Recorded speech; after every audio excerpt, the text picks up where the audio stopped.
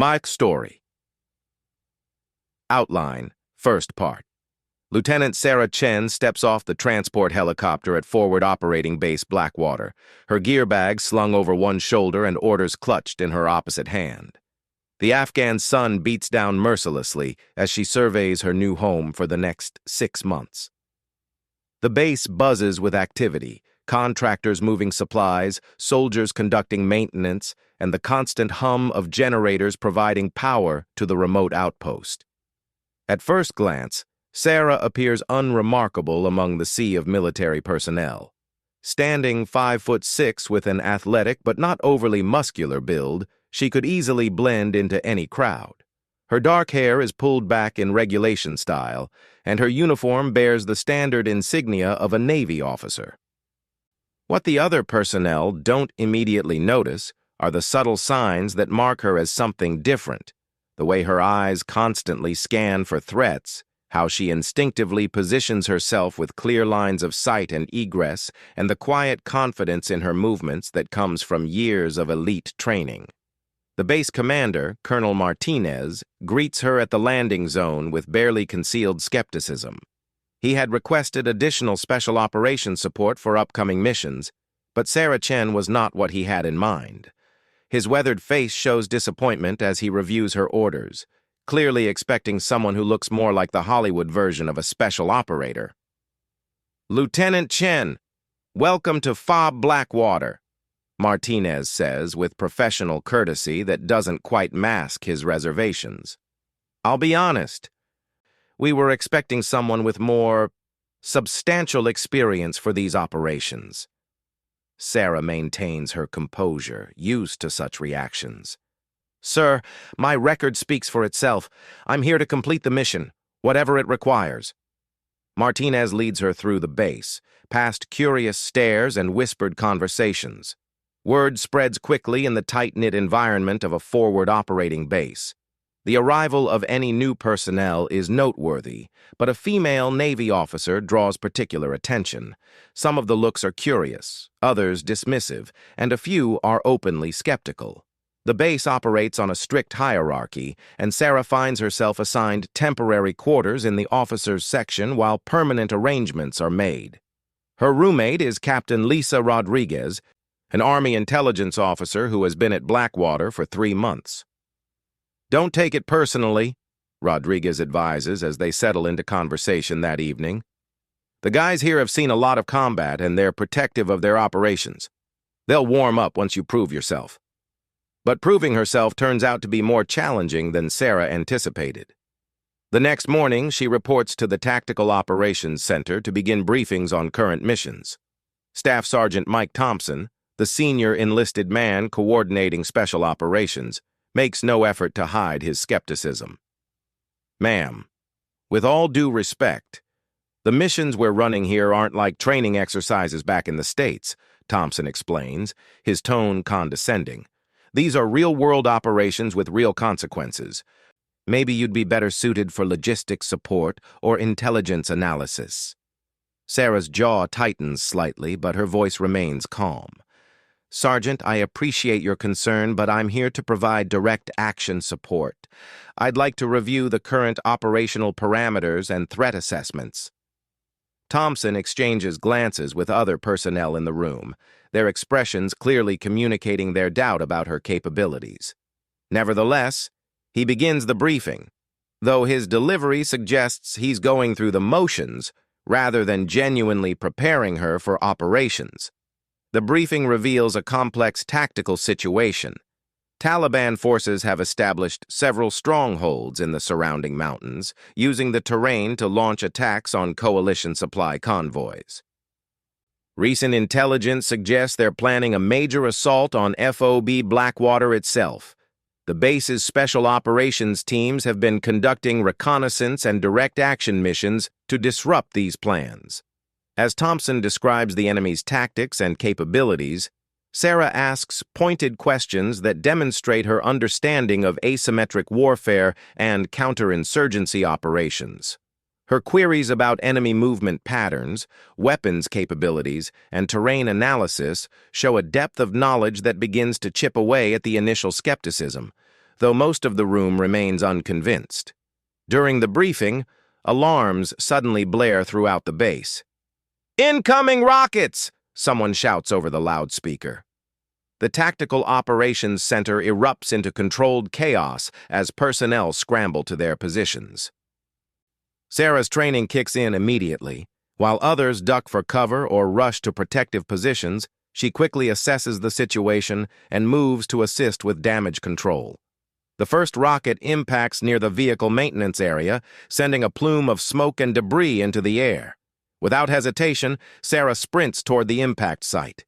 She arrives to find several soldiers trapped under collapsed scaffolding, with one man unconscious and bleeding heavily from a head wound. While others stand frozen by the chaos, Sarah takes charge with calm authority. "You, apply pressure to his wound," she directs a nearby private, pulling out her first aid kit.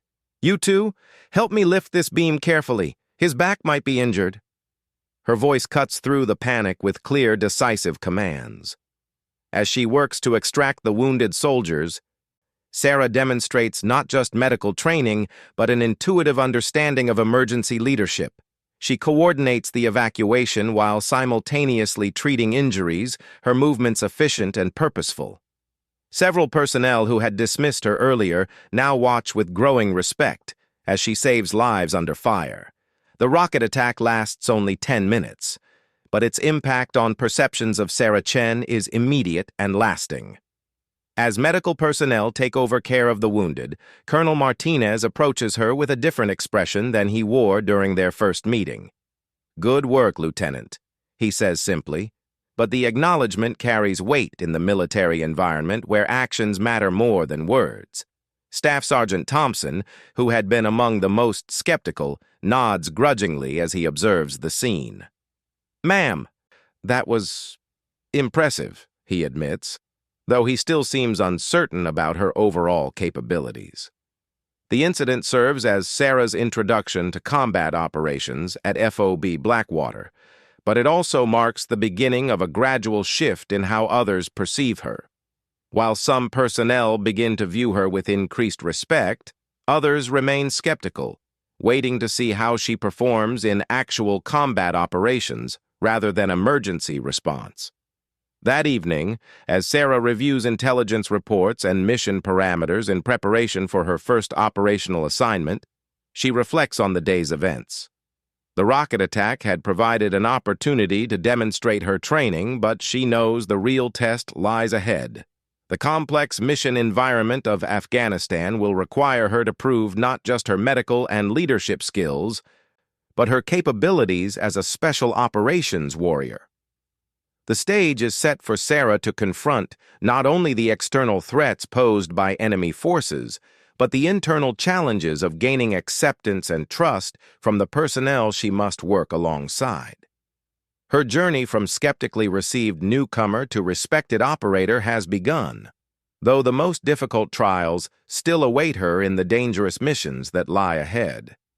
The base settles into evening routine as Sarah prepares for the challenges that tomorrow will bring, knowing that her next opportunity to prove herself may come sooner than expected in the volatile environment of Forward Operating Base Blackwater. Story. Outline, second part. 3 days after the rocket attack, Sarah Chen receives her first operational assignment at FOB Blackwater. The mission briefing takes place in the secure conference room, where Colonel Martinez outlines the objectives with characteristic military precision. Intelligence has identified a Taliban weapons cache hidden in a village 12 kilometers northeast of the base. The cache reportedly contains advanced improvised explosive devices and rocket-propelled grenades that pose a significant threat to coalition forces. Staff Sergeant Thompson leads the briefing, his attitude towards Sarah noticeably improved since her performance during the emergency response. However, skepticism still lingers among several team members, particularly Corporal Jake Williams and Specialist Tom Rodriguez, both experienced soldiers with multiple combat deployments. "The target building is a compound on the village outskirts," Thompson explains, pointing to satellite imagery displayed on the wall screen. "Intelligence suggests minimal civilian presence. but we need to verify before engaging. The operation will be a night raid to minimize enemy response time.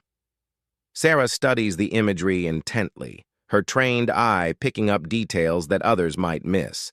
She notices the unusual positioning of certain structures, the strategic placement of walls, and what appears to be prepared defensive positions. Her SEAL training had taught her to read terrain and enemy preparations like others read books. "Sergeant, has anyone considered that this might be a trap?" Sarah asks during the briefing. "The positioning of these buildings suggests they're designed to channel attackers into predetermined kill zones. The weapons cache could be bait." Williams snorts dismissively. "Ma'am, we've been running these operations for months. Taliban aren't that sophisticated in their planning." Sarah maintains her professional demeanor but makes a mental note of the dismissive attitude. Her experience in similar operations had taught her that underestimating any enemy, regardless of their perceived capabilities, could prove fatal. The team assigned to the mission consists of 8 personnel: Thompson as team leader, Sarah as the special operations advisor, Williams and Rodriguez as automatic riflemen, Corporal Susan Kim as the communications specialist, Sergeant Paul Anderson as the explosives expert, and 2 additional riflemen, Private First Class David Lee and Private Maria Gonzalez. During equipment preparation, Sarah methodically checks her gear with the precision that comes from years of elite training. Her weapons loadout includes a modified M4 carbine with advanced optics, a Sig Sauer P226 sidearm, night vision equipment, and specialized communication gear. She also carries a medical kit more comprehensive than standard issue, reflecting her advanced combat medic training. Williams observes her preparation with continued skepticism. "Pretty fancy gear for someone who hasn't proven herself in real combat yet," he mutters to Rodriguez, loud enough for Sarah to hear. Sarah doesn't respond to the provocation, instead focusing on her equipment checks and mission preparation. She reviews the operational plan multiple times, memorizing extraction routes, alternate rally points, and potential emergency procedures. Her methodical approach catches the attention of Sergeant Anderson, who begins to appreciate the thoroughness of her preparation. As darkness falls, the team boards 2 modified Humvees for transport to the operational area. Sarah rides in the lead vehicle with Thompson, Kim, and Anderson. During the 20-minute drive, she reviews the mission timeline and coordinates with base operations to confirm communication protocols. The insertion point lies 2 kilometers from the target compound, requiring the team to move on foot through difficult terrain. Sarah's navigation skills become apparent as she identifies landmarks and terrain features that help guide the team's approach. Her night vision training allows her to spot potential obstacles and threats that others might miss in the darkness. Halfway to the target, Sarah suddenly raises her fist in the universal signal to halt. The team immediately freezes, each member scanning their sector for potential threats. Sarah has detected something the others missed: the faint sound of movement in a depression ahead of their route. Using hand signals, she communicates her observations to Thompson, who initially appears skeptical but decides to investigate. Sarah's instincts prove correct when they discover a 2-man Taliban observation post positioned along their planned approach route. The enemy fighters are focused on watching the main road, unaware of the American team's presence. Thompson realizes that proceeding along their original route would have led them directly into the observation post, potentially compromising the entire mission. He signals for the team to take an alternate path that Sarah quickly plots using her terrain analysis skills. "Good catch, Lieutenant," Thompson whispers as they move around the enemy position. His acknowledgement represents a significant shift in his attitude toward Sarah's capabilities. The team successfully bypasses the observation post and continues toward the target compound. As they approach the objective, Sarah's earlier concerns about the tactical setup prove increasingly valid. The compound's layout clearly shows signs of defensive preparation, with strategic positioning of barriers and what appear to be prepared fighting positions. Through her night vision scope, Sarah observes the compound for several minutes before the assault begins. She notices movement patterns that suggest more defenders than intelligence had indicated, and the positioning of enemy personnel suggests they are expecting an attack. "Thompson, we need to abort," Sarah whispers into her radio. "This is definitely a trap. There are at least 12 fighters in defensive positions, not the 3 or 4 intelligence suggested." Thompson hesitates, torn between his mission orders and Sarah's assessment. The decision becomes more complicated when base operations confirms that satellite imagery shows additional enemy movement in the area, supporting Sarah's observations. Before Thompson can make a final decision, the situation deteriorates rapidly. Enemy fighters begin moving from the compound toward the team's position, suggesting they have been detected. The element of surprise has been lost, and the team faces a significantly larger enemy force than anticipated. "Contact front," Williams shouts as muzzle flashes erupt from the compound. The team immediately takes cover behind available terrain features as automatic weapons fire rakes their position. Sarah's earlier warnings about the tactical setup prove prophetic as the team finds themselves caught in the exact kill zone she had identified during the briefing. Sarah's combat training takes over as she assesses the tactical situation and begins coordinating the team's response. Her SEAL experience in similar scenarios allows her to quickly identify potential escape routes and defensive positions. She communicates rapidly with Thompson while simultaneously engaging enemy targets with precise rifle fire. "We need to break contact and move to the alternate rally point," Sarah advises, her voice calm despite the intensity of the firefight. "They have us positioned exactly where they want us." Thompson, recognizing the validity of Sarah's tactical assessment, begins coordinating the team's withdrawal. However, the movement proves more difficult than anticipated as enemy fighters attempt to flank their position. Williams finds himself pinned down by accurate sniper fire, unable to move without exposing himself to deadly accurate shooting. Sarah observes Williams's predicament and makes a quick decision that demonstrates both her tactical skills and personal courage. Without waiting for orders, she begins a flanking maneuver designed to eliminate the sniper threat and create an opportunity for Williams to escape his exposed position. Moving with the stealth and precision that characterizes special operations training, Sarah navigates through the rocky terrain to position herself with a clear shot at the enemy sniper. Her movement requires her to cross several open areas where detection would mean certain death, but her training and experience allow her to remain undetected. The sniper, focused on maintaining pressure on Williams's position, doesn't notice Sarah's approach until it's too late. Her single, precisely aimed shot eliminates the threat and creates the opportunity Williams needs to reach safety. The action saves not only Williams' life, but prevents the potential capture or death of the entire team. "Williams, move now!" Sarah commands over the radio, providing covering fire as the corporal bounds to better cover. Her accurate shooting forces several enemy fighters to take cover, reducing the pressure on the rest of the team and allowing them to begin their withdrawal. During the 20-minute running firefight that follows, Sarah's combat skills become increasingly apparent to every team member. Her marksmanship eliminates multiple threats, her tactical thinking helps the team avoid several potential ambushes, and her leadership under pressure keeps the unit functioning as a cohesive fighting force. Sergeant Anderson, moving beside Sarah during one phase of the withdrawal, observes her combat performance with growing admiration. "Where the hell did you learn to shoot like that?" he asks during a brief lull in the fighting. Sarah doesn't have time to answer as enemy forces launch another attack, but her actions continue to speak louder than words.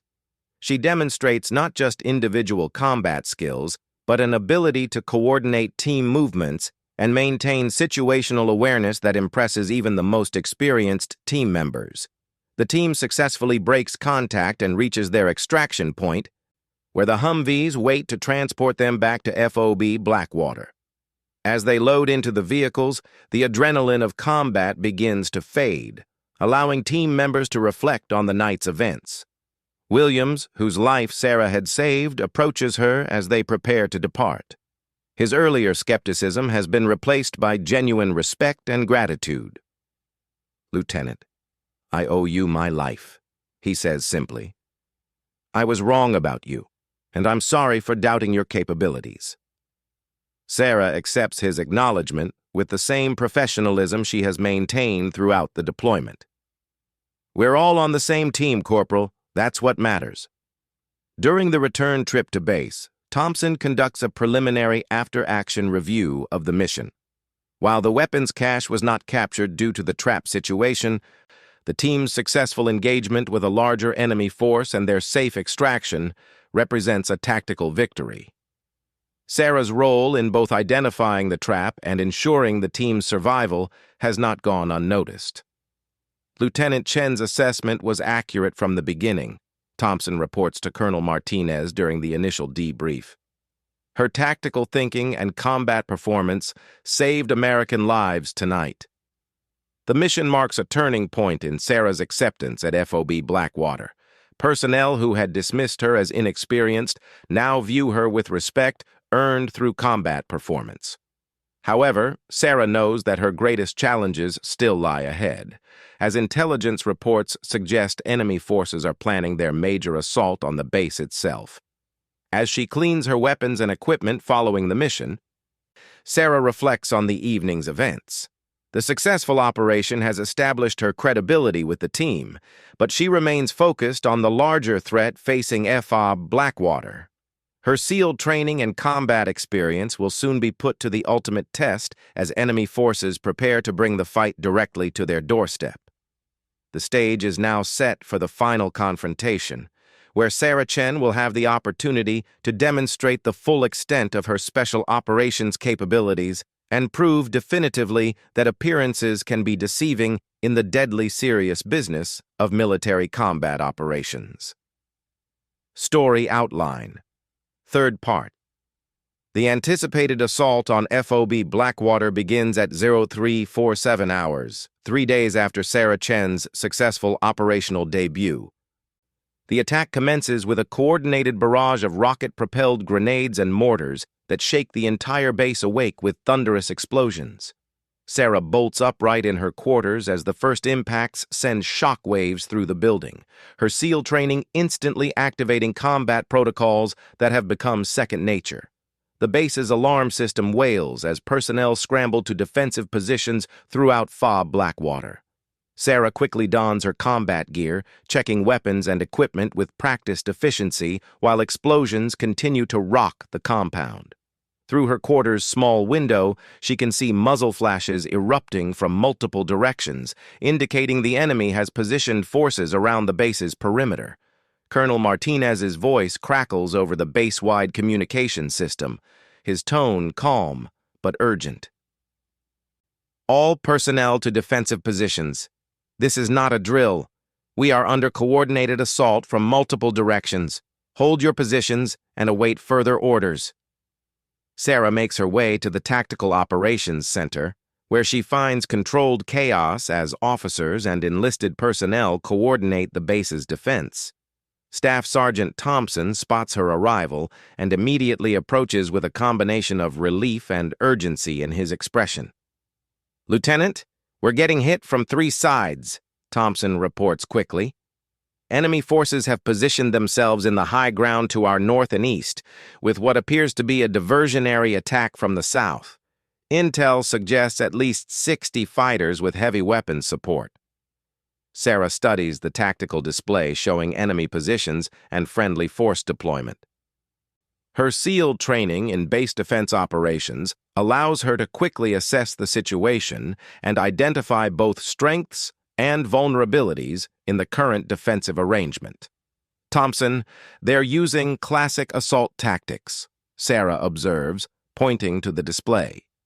The southern attack is designed to draw our attention while the main assault comes from the north, where the terrain provides better cover for their approach. We need to reinforce the northern perimeter immediately. Colonel Martinez, overhearing Sarah's assessment, turns from his conversation with other officers. Lieutenant Chen, what do you recommend for our defensive posture? Sarah approaches the tactical display and quickly outlines her analysis. Sir, the enemy is using the high ground effectively, but they're also exposing themselves to counterattack if we can get forces into position. I recommend a two-pronged response. Reinforce our northern defenses while simultaneously launching a flanking attack on their eastern positions. Martinez considers her proposal while explosions continue to impact around the base perimeter. The intensity of the attack is greater than anything FOB Blackwater has experienced, and the base commander recognizes the need for innovative tactical thinking. Thompson, take Lieutenant Chen and a reinforcement team to strengthen the northern perimeter, Martinez orders. Chen, I want your assessment of our counterattack options once you've evaluated the situation firsthand. Sarah quickly assembles her gear and joins Thompson's reinforcement team, which includes several personnel from their previous mission. Corporal Williams, Specialist Rodriguez, Sergeant Anderson, and Corporal Kim. The team also includes additional riflemen and a heavy weapons specialist carrying a M240B machine gun. As they move toward the northern perimeter, Sarah can hear the distinctive sound patterns that indicate enemy forces are advancing under covering fire. Her SEAL training had included extensive instruction in recognizing different weapon signatures and tactical formations, skills that now prove invaluable in assessing the threat. The team reaches the northern defensive positions to find American forces under intense pressure from enemy attacks. The Taliban fighters have advanced to within 200 meters of the base perimeter, using natural terrain features and abandoned equipment for cover as they close distance. Sergeant First Class Michael Torres, the senior non-commissioned officer commanding the northern perimeter, quickly briefs Sarah and Thompson on the tactical situation. They've been advancing steadily for the past 20 minutes, Torres reports. We're holding them, but barely. They have at least 2 machine gun teams providing covering fire, and we think there's a sniper team positioned in those rocks to the northeast. Sarah observes the battlefield through her rifle scope, quickly identifying enemy positions and movement patterns. Her experience in similar combat situations allows her to recognize tactical opportunities that others might miss. She notices that the enemy's advance has created a gap in their left flank, potentially vulnerable to a well-executed counterattack. Torres, if we can eliminate those machine gun positions, their whole advance will stall, Sarah explains, indicating specific enemy locations. I can work around to their flank, but I'll need someone to coordinate supporting fire when I engage. Torres looks skeptical about allowing Sarah to attempt such a dangerous maneuver. Ma'am, that's over 300 meters of open ground with minimal cover. It's a suicide mission. Sarah checks her equipment methodically, her movements reflecting years of training in high-risk operations. Sergeant, I've done this before. Trust me. Thompson, who had witnessed Sarah's capabilities during their previous mission, makes the decision to support her plan. Torres, she knows what she's doing. Give her the support she needs. What happens next transforms the entire battle and forever changes how every person at FOB Blackwater views Lieutenant Sarah Chen. Moving with the stealth and precision that characterizes the most elite special operations forces, Sarah begins her flanking maneuver across terrain that would challenge even experienced mountain troops. Her movement is a masterclass in tactical infiltration. Sarah uses every available piece of cover, from rock formations to abandoned equipment, advancing in short bounds that keep her concealed from enemy observation. Her SEAL training in reconnaissance and surveillance allows her to move virtually undetected across ground where most soldiers would be spotted immediately. The first enemy machine gun position falls silent when Sarah eliminates both gunners with precisely aimed shots from an unexpected angle. The sudden loss of covering fire creates confusion among the attacking Taliban forces, who had not anticipated an American flanking attack. But Sarah is far from finished. Moving with calculated aggression, she continues her advance toward the second machine gun position while simultaneously calling in supporting fire from the base's defensive positions. Her ability to coordinate multiple tactical elements while under direct enemy fire demonstrates the advanced training that separates Special Operations Forces from conventional troops. Gun 2 is down, Sarah reports calmly over her radio as the second machine gun position is eliminated. I have eyes on the sniper team. Engaging now. The enemy sniper team, positioned in what they believed was an unassailable location among the rocky outcroppings, suddenly finds themselves under attack from an angle they hadn't considered. Sarah's approach had been so carefully planned and executed that she achieved complete tactical surprise. Her engagement with the sniper team showcases not just individual marksmanship skills, but a sophisticated understanding of combat psychology and tactical timing. Rather than simply eliminating the threats, Sarah uses their positions to observe and direct fire against other enemy locations, maximizing the impact of her individual actions on the overall battle. Back at the northern perimeter, Torres and Thompson watch in amazement as Sarah's one-person assault systematically dismantles the enemy's coordinated attack.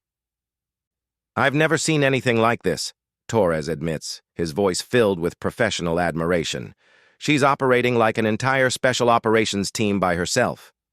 Williams, who had initially been among Sarah's strongest skeptics, shakes his head in disbelief as he observes her performance. That's not just good training, he says to Rodriguez. That's something else entirely. Sarah's radio crackles with her calm voice, providing tactical updates. Northern perimeter, this is Chen. I count at least 15 enemy fighters withdrawing toward the eastern ridge line. Recommend pursuing with indirect fire support. Colonel Martinez, monitoring the battle from the Tactical Operations Center, immediately recognizes the significance of Sarah's individual contribution to the base's defense. All stations, this is base command. Redirect artillery support to grid coordinates provided by Lieutenant Chen. The artillery barrage directed by Sarah's on-ground observation proves devastatingly effective against the withdrawing enemy forces. Her ability to coordinate indirect fire support while maintaining her own tactical position demonstrates the advanced skills that make Special Operations Forces so effective in combat situations. But the battle is not over. Intelligence reports indicate that the enemy's main assault force is regrouping for a final push against FOB Blackwater's defenses. Sarah's successful disruption of the northern attack has bought valuable time, but the Taliban commanders are adapting their tactics for another attempt. Sarah uses this lull in combat to reposition herself for the anticipated final assault. Rather than returning to the base's defensive perimeter, she establishes a concealed observation post that provides overlapping fields of fire across the enemy's most likely approach routes. Her position also allows her to coordinate between different elements of the base's defense. Base command, this is Chen, Sarah reports from her observation post. I have visual on approximately 40 enemy fighters massing for another assault. They're planning to concentrate on the eastern perimeter this time. Martinez immediately begins repositioning forces based on Sarah's intelligence, but the base's resources are stretched thin after the prolonged engagement. The success of the defense will depend heavily on tactical superiority rather than numerical advantage. The final assault begins 30 minutes later with renewed intensity. Enemy forces, having learned from their earlier failure, approach with better coordination and more sophisticated tactics. However, they haven't accounted for the presence of an elite special operations soldier positioned to disrupt their attack from an unexpected location. Sarah's performance during the final phase of the battle becomes the stuff of military legend. Operating from her concealed position, she engages multiple targets while simultaneously directing fire support from base defensive positions. Her radio communications provide real-time tactical intelligence that allows American forces to anticipate and counter enemy movements. Machine gun team advancing along the eastern ravine, Sarah reports while engaging targets with precise rifle fire. Recommend mortar fire. Grid 41, 24, 36, 78. The requested mortar fire arrives with devastating accuracy, eliminating the enemy machine gun team before they can establish effective firing positions. Sarah's ability to coordinate multiple supporting elements while maintaining her own combat effectiveness proves crucial to the battle's outcome. As the enemy assault reaches its climax, Sarah makes a decision that epitomizes the aggressive leadership that defines Special Operations Forces. Rather than remaining in her concealed position, she launches a direct assault against the enemy's command element, which she has identified through careful observation of their tactical communications. Moving with the speed and violence of action that characterizes the most elite military units, Sarah conducts a single-handed assault on the enemy command position. Her attack is so swift and unexpected that she eliminates 3 enemy leaders before their security element can respond effectively. The loss of their command structure proves decisive in breaking the enemy assault. Without coordinated leadership, the Taliban attack degenerates into individual groups of fighters who are systematically defeated by FOB Blackwater's defensive positions. Base Command, this is Chen, Sarah reports as the battle winds down. Enemy forces are withdrawing in disorder. Recommend pursuit by reaction forces to prevent regrouping. Colonel Martinez authorizes the pursuit, which results in the capture of several wounded enemy fighters and significant intelligence about Taliban operations in the region. The successful defense of FOB Blackwater represents not just a tactical victory, but a strategic success that disrupts enemy plans throughout the area of operations. As dawn breaks over FOB Blackwater, the full extent of Sarah Chen's contribution to the battle becomes apparent. Single-handedly, she had disrupted 2 major enemy assaults, eliminated over a dozen enemy fighters, and provided the tactical intelligence that allowed American forces to achieve decisive victory against a numerically superior enemy force. Staff Sergeant Thompson approaches Sarah as she finally returns to the base perimeter, his expression reflecting a combination of awe, respect, and gratitude. "Lieutenant, I've been in combat for 8 years, and I've never seen anything like what you just did out there." Corporal Williams, whose attitude toward Sarah had undergone complete transformation, adds his own assessment. "Ma'am, I don't know what training program produced you, but I'm damn glad you're on our side." Colonel Martinez conducts a comprehensive after-action review of the battle, during which Sarah's performance receives detailed analysis and recognition. Her tactical thinking, individual combat skills, and leadership under extreme pressure had proved decisive in the base's successful defense. "Lieutenant Chen," Martinez concludes during the review, "your actions tonight saved American lives and prevented the loss of this base. Your performance exemplifies the highest standards of military professionalism and combat effectiveness." The battle's aftermath brings complete transformation in how FOB Blackwater's personnel view their newest team member. Sarah Chen is no longer seen as an unknown quantity or potential liability. Instead, she is recognized as what she had always been, an elite special operations warrior whose skills and experience make her one of the most capable fighters on the base. In the days following the battle, word of Sarah's performance spreads throughout the military community in Afghanistan. Her story becomes an example of how appearances can be deceiving and why individual capability should never be judged based on preconceptions or assumptions. Sarah herself remains focused on the mission, continuing her duties with the same professionalism that had characterized her service from the beginning. She had proven her worth not through boasting or self-promotion, but through the ultimate measure of military effectiveness, performance under fire in defense of fellow soldiers. The successful defense of FOB Blackwater marks the end of Sarah Chen's trial period and the beginning of her recognition as one of the base's most valuable assets. Her journey from skeptically received newcomer to respected special operations leader demonstrates that true capability transcends initial appearances, and that the measure of a warrior lies not in how they look, but in how they perform when lives depend on their actions. The story concludes with Sarah continuing her mission, now fully integrated into and respected by the military community she serves. Her example serves as a reminder that in the profession of arms, competence and character matter far more than preconceptions or stereotypes, and that the most effective warriors often come in unexpected packages.